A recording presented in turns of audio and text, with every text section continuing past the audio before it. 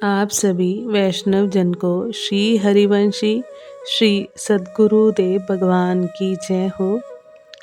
एक दिन श्री व्यास मिश्र जी ने अपने सेव्य युगलवर श्री राधा मोहन जी का बड़े ही भावपूर्वक पूर्ण मनोयोग से श्रृंगार कर उन्हें सिंहासन पर विराजमान कराया।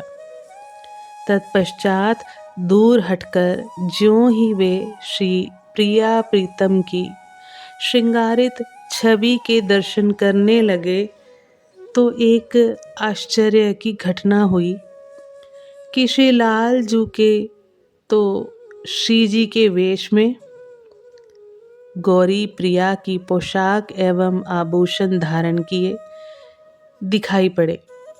ऐसे ही श्री प्रिया जी श्याम सुंदर के वेश में सांवले प्रियतम के वस्त्राभूषण धारण किए दिखे। यानी प्रिया जी का श्रृंगार लाल जी के श्री अंग में और लाल जी का श्रृंगार श्री प्रिया जी के श्री अंग में दिखाई पड़ा। श्री व्यास मिश्र जी मन में सोचने लगे कि कदाचित मुझसे ही श्रृंगार धारण कराने में भूल हो गई है। मैंने ही विपरीत श्रृंगार धारण करा दिया है। अतः उन्होंने पर्दा करके श्री युगल का श्रृंगार उतार कर पुनः सावधानी पूर्वक यथा योग्य वस्त्राभूषण धारण कराए, परंतु सिंहासन पर विराजमान करा करके जैसे ही दूर हट करके वे उनकी शोभा निरखने लगे तो पुनः श्री राधा मोहन जी का श्रृंगार परस्पर बदल गया। इस प्रकार श्री व्यास मिश्र जी ने कई बार श्रृंगार को ठीक करने का प्रयास किया, किंतु बारंबार श्रृंगार परिवर्तित हो जाता। तब तो वे बड़े अचंभे में पड़ गए कि आखिर इसका रहस्य क्या है, और अंतिम में थक कर वे उसी स्वरूप में श्री प्रिया प्रियतम की परिचर्या करने लगे। इधर मंदिर के समीपस्थ बाग में व्यास मिश्र जी के लाडले बालक हरिवंश अपनी उम्र के बालकों की मंडली के साथ एक नवीन कौतुक कर रहे हैं। उन्होंने एक चौकी बिछाकर उस पर अपने समवयस्क गौर श्याम वर्ण के 2 बालकों को विराजमान किया। कुछ बालक बगीचे से सुंदर पुष्प चयन करके लाए। श्री हितजू ने उन पुष्पों से सुंदर आभूषणों की रचना की तथा उन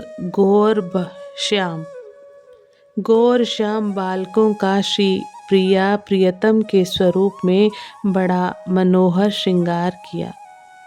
प्रेमावेश में विशेषता ये हुई कि श्री हितजू महाराज ने गौर वर्ण के बालक को तो सांवले सरकार श्री श्याम सुंदर के रूप में एवं श्याम वर्ण के बालक को गौरी श्री राधा किशोरी के रूप में सुसज्जित किया।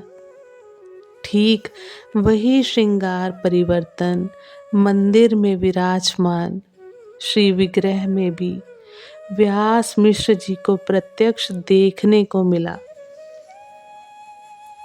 इस प्रकार अनोखा श्रृंगार करा करके बाल हरिवंश अपनी मंडली के साथ उनकी रूप माधुरी देखकर बड़े आनंदित हो रहे हैं एवं दोनों हाथों से उनकी बलैयां ले रहे हैं, अर्थात बलिहारी जा रहे हैं। फिर श्री प्रिया प्रियतम के स्वरूप के समक्ष श्री हितजू सखाओं के साथ नृत्य गान करने लगे। तत्पश्चात उन्होंने आनंद पूर्वक उनको भोग अर्पित कर आरती की। सब बालक मिलकर जोर जोर से जय जय शब्द की गूंज करने लगे। अनेकों बालकों के मुख से निकले हुए जय जयकार के शब्दों को सुनकर श्री व्यास मिश्र जी चौंक कर मंदिर से बाहर निकल कर आए। वहाँ उन्होंने श्री हितजू का जब वह सब कौतुक देखा तो वे बड़े आनंदित हुए और तब श्री व्यास मिश्र जी को अपनी सेवा में हुए व्यक्तिक्रम श्रृंगार की उलटफेर का कारण समझ में आ गया। वे अपने बालक हरिवंश पर श्री राधा मोहन जी की अद्भुत कृपा देखकर गदगद हो गए और कहने लगे कि सचमुच ये कोई अलौकिक बालक है। इसकी अभी बालकन से ही ऐसी सिद्ध भावना है कि ये यहाँ बालकों को विपरीत क्रम से श्रृंगार धारण करा रहा है। तो वहाँ मंदिर में विराजमान श्री प्रिया प्रियतम का स्वयमेव श्रृंगार परिवर्तित हो रहा है। प्रभु की हम पर बड़ी कृपा है जो ऐसा दिव्य बालक हमारे यहाँ प्रकट हुआ। श्री व्यास मिश्र जी ने दौड़कर बालक हरिवंश को हृदय से लगा लिया और श्री हितजू का सिर सूंघ कर वे मन ही मन प्रभु की अहेतु की अनुकंपा का अनुभव करने लगे एवं श्री हरिवंश के मुख का अवलोकन करके श्री व्यास जी के हृदय में प्रेम के सात्विक भाव उदित हो उठे। ग्रीष्म ऋतु के दिनों में एक दिन बालक हरिवंश उत्थापन के समय अपने मित्रों को लेकर बगीचे में खेलने के लिए गए। वहां जाकर उन्होंने सब सखाओं से कहा, तुम सब बगीचे से सुंदर सुंदर फूलों को तोड़कर लाओ। आज हम सब मिलकर फूल मंडल की रचना करके एक नवीन खेल खेलेंगे। श्री हितजू की आज्ञा पाकर तत्काल समस्त बालक बगीचे से बड़े ही सुंदर व सुवासित चंपक, चंपा, चमेली, बकुल, मौलसिरी, मालती, गुलाब, रायवेल, रजनीगंधा, सोन जूही आदि रंग बिरंगे पुष्पों का चयन करके लाए। श्री हितजू महाराज ने उन पुष्पों एवं उनकी पंखुड़ियों पुष्प दल से सुंदर गोलाकार समवयस्क वृक्षों के मध्य में एक अत्यंत सुंदर पुष्प मंडल की रचना की तथा उन दो वृक्षों को फूलों की नवीन मालाओं से सुसज्जित किया अथवा वे वृक्ष फूलों से इस प्रकार सुसज्जित किए गए मानो जैसे फूलों की नई माला बनाई गई हो। उस पुष्प मंडल के मध्य में स्थित दो गौर श्याम वर्ण के नव किशोर वृक्षों को हितजू ने प्रिया प्रियतम की भावना से नील पीत फूलों से श्रृंगारित किया, जिससे उन दोनों वृक्षों से नीले और पीले रंग की आभा प्रकट हो रही है। पुष्प मंडल के मध्य स्थित नील पीत कांति से युक्त उन युगल वृक्षों की शोभा इतनी अद्भुत हो रही है कि उन्हें देखकर हितजू सखाओं सहित उनकी शोभा पर बलिहार हो रहे हैं। तत्पश्चात हरिवंश चंद्रजू ने एक नील पीत जरी का वस्त्र लाकर उन्हें उड़ा दिया एवं सुगंधित पुष्पों की कलियों से सुंदर सुंदर हार माला बनाकर उन्हें धारण कराए गए, मानो श्यामा शाम को ही श्रृंगारित करके विराजमान किया हो। तदुपरांत श्री हित प्रभु सखाओं से बोले, अब हम युगल सरकार को रसमय फलों का भोग लगाएंगे। तुम सब बगीचे से सुंदर सुंदर रस भरे फल तोड़ कर लाओ।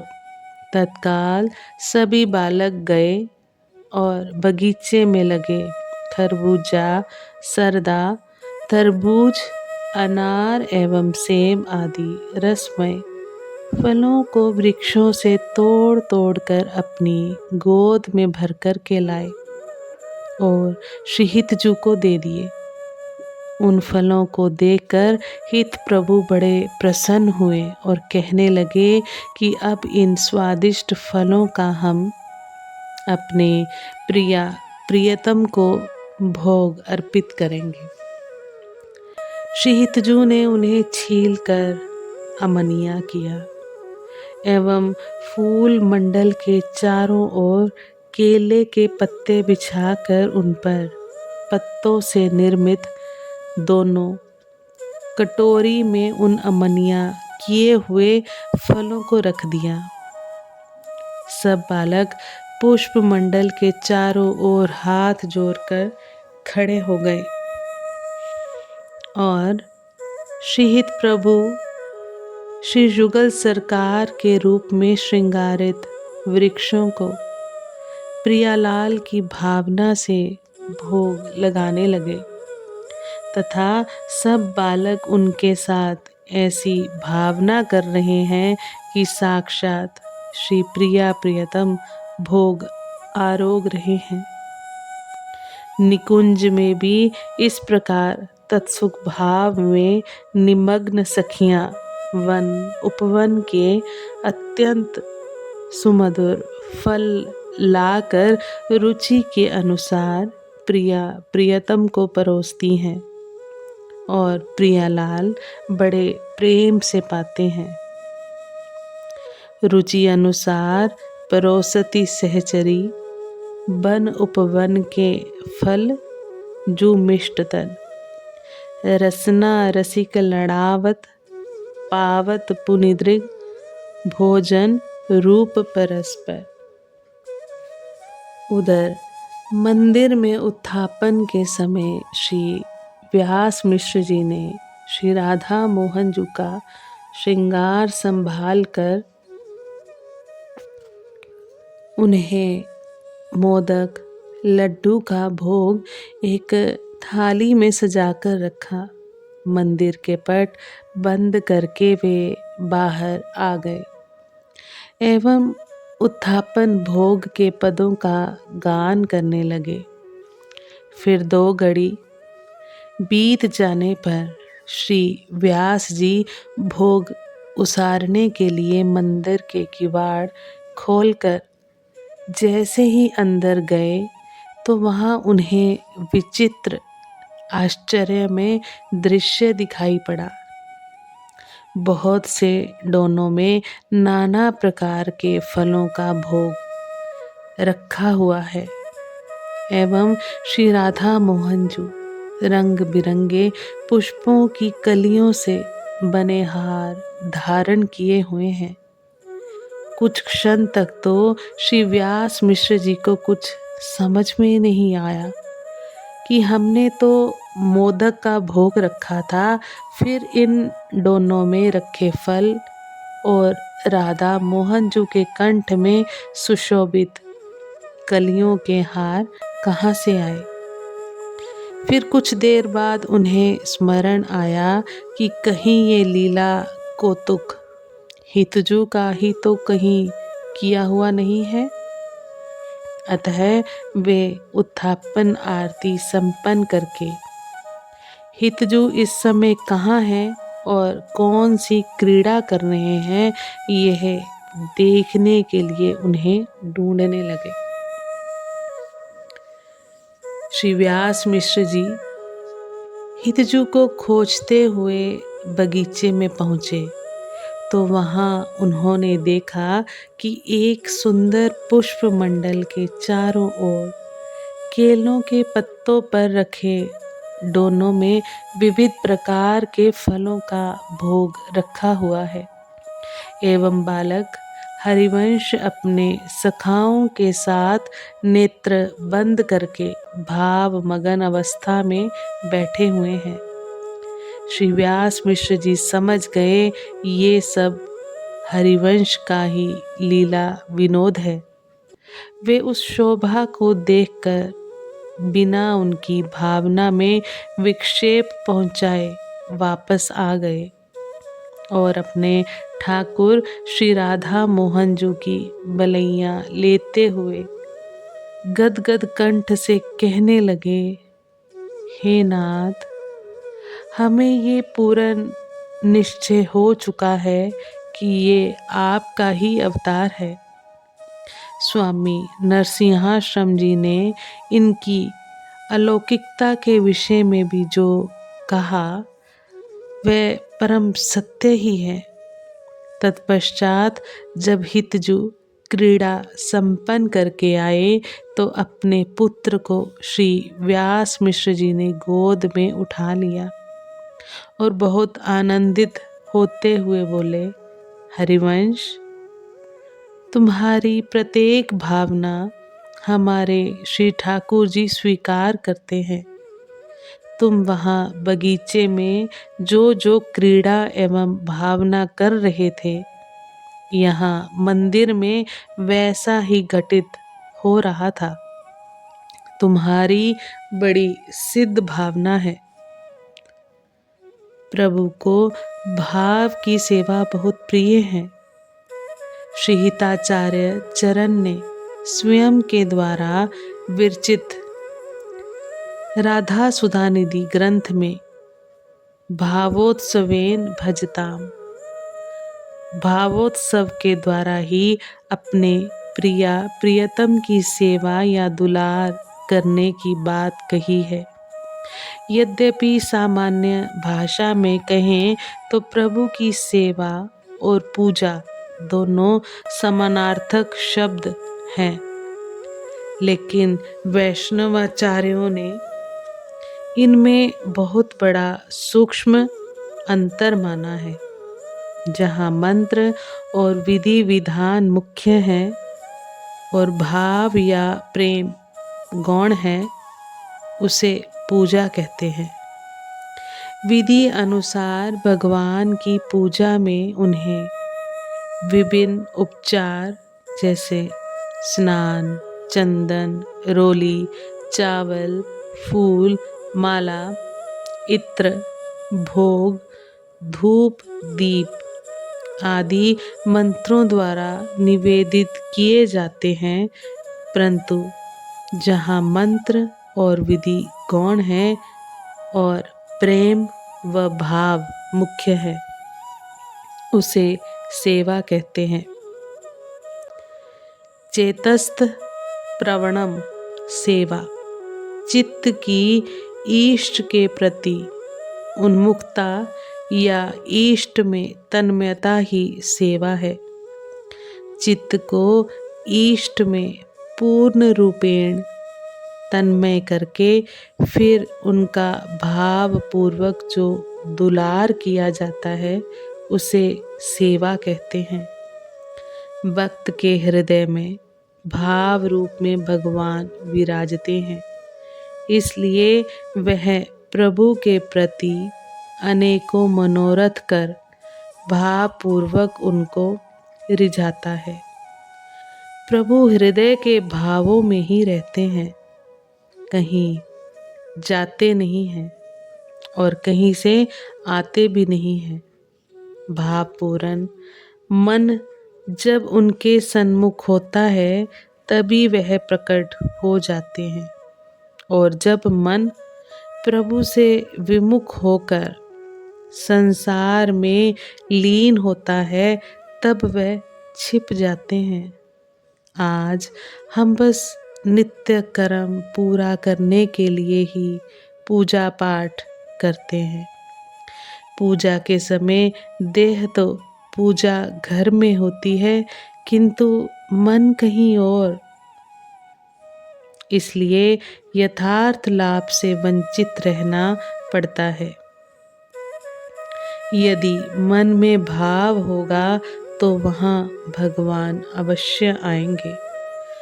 भाव का भूखा हूँ मैं, बस भाव ही एक सार है। भाव से मुझे भजे तो इसका बेड़ा पार है। प्रभु केवल भाव के भूखे हैं। वे हमसे किसी वस्तु अथवा पदार्थ की इच्छा अपेक्षा नहीं रखते हैं। भाव वश्य भगवान।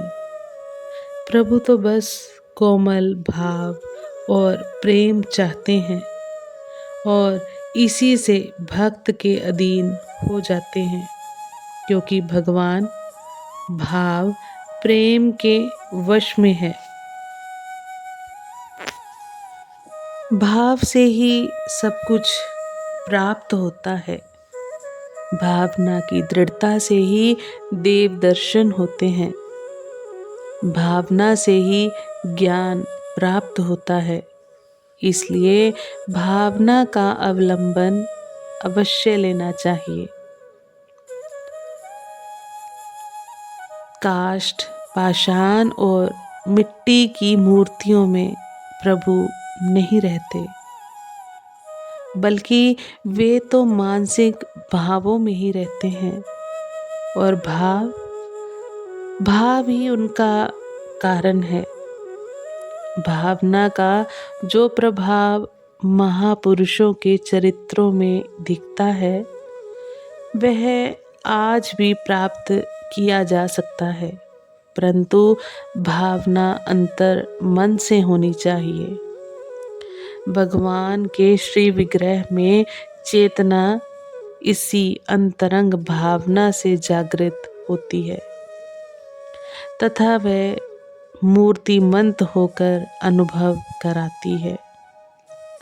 भगवान का श्री विग्रह, मंत्र, तीर्थ, ब्राह्मण, औषध और गुरु, इनके प्रति जिसकी जैसी भावना होती है, वैसी ही उसको अनुभूति होती है। आप सभी वैष्णव जन को श्री हरिवंशी श्री सद्गुरुदेव भगवान की जय हो।